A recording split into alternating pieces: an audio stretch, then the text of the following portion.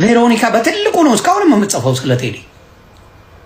ቬሮኒካ አዳነ ግቡና ቬሮኒካ አዳነ በትልቁ እየጻፈች ነው ስለ ቴዲ። አብዛኛው አርቲስቶች ግን በሚያሳዝን ሁኔታ ስትፈሩ ስትንበጫበጩ የመውደድ መብታችሁን እንኳን መንግስት ሊነግር ነው እንዴ? ማን ውደድ ማን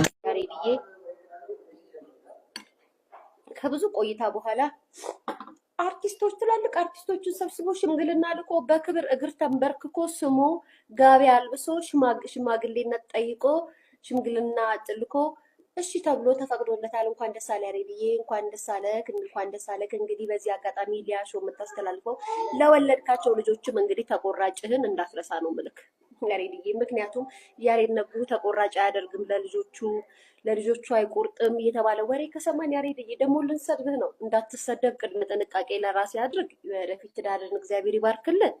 እንግዲህ ሁለቱንም ልጆችን በደንብ አድርገህ እርዳ፣ ቁረጥ አባቴ እሺ። አዎ ምክንያቱም የሆነ ነገር ከሰማን መተን ደግሞ እዚህ ጋር ቡና እያፈላን ልንናገር ነው ያሬድዬ። ስለዚህም እንዳነገርኩ ነው ህይወት ይቀጥላል። ከዚችም ጋር ተፈታ ከዛችም ጋር ተስፋታ።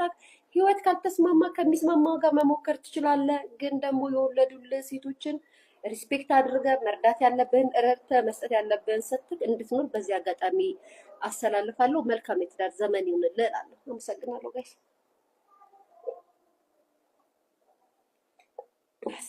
ነኬክስጥሽ እኔ መብላት ስላልፈልኩኝ እንጂ ግቢው ሆዴ ሞቷል። ይደብርሻል።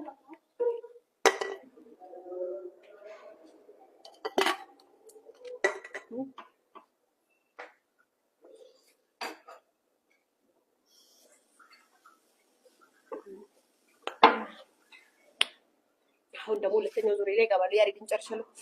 እሺ የሀገሬ ልጆች አሁን ደግሞ እቹ ሚዲያ ላይ ሀቢቢ ቀልቢ ገልቢ ኡምሪ